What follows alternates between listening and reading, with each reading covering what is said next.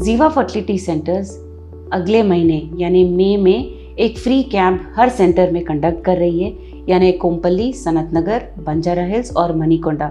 हर शनिवार ये camp conduct किया जाएगा और इसमें फ्री कंसल्टेशन, रजिस्ट्रेशन, काउंसलिंग और सेमिनार्स इंक्लूडेड है। अवश्य इस मौके का फ़ायदा उठाइए और आकर अपने इन्वेस्टिगेशंस करवा के ट्रीटमेंट ऑप्शंस ज़रूर मालूमात कीजिए। Thank you. नमस्कार, मेरा नाम डॉक्टर सुवर्चला है, जीवा फर्टिलिटी सेंटर्स में साइंटिफिक डायरेक्टर हूँ।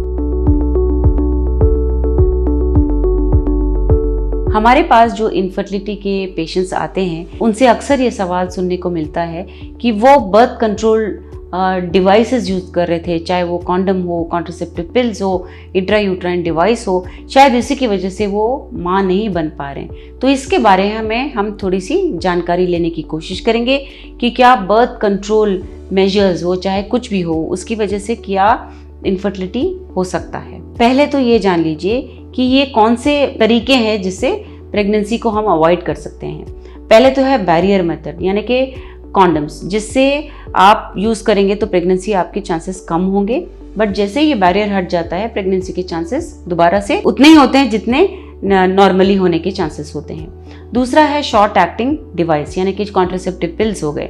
तो जैसे ही आपने ये लेना बंद कर दिया, आपके पीरियड्स दोबारा होंगे विद ओव्यूलेशन, मतलब अंडा भी रिलीज होना शुरू हो जाएगा। फिर होता है लॉन्ग एक्टिंग। लॉन्ग एक्टिंग होता है जब हम इंट्रायूट्राइन डिवाइस, यानी कि एक छोटा सा यंत्र आपके गर्भ में डालते हैं। वो शायद हार्मोन के साथ हो सकता है, जैसे कि फॉर एग्जांपल अभी बहुत जो कॉमन यूज़ किया जा रहा है उसका नाम है मायरीना, या जो पहले से यूज़ किया जा रहा है उसका नाम है कॉपर टी। कभी कभी हार्मोन इंजेक्शंस दिए जाते हैं, आजकल तो पैचेस भी मिल रहे हैं जिससे प्रेगनेंसी अवॉइड कर सकते हैं। लेकिन ये जानने की कोशिश करिए कि अगर ये सब रोक देते हैं यूज़ करने के बाद, इनके कारण इनफर्टिलिटी नहीं हो सकता। स्टडीज़ ने देखा है कि जब आप कॉन्ट्रासेप्टिव पिल्स, यानी कि जो गोलियां होती हैं, वो लेना बंद कर देते हो, 3 महीने से 4 महीने तक आपके प्रेगनेंसी के चांसेस दोबारा से पहले जैसे हो जाते हैं।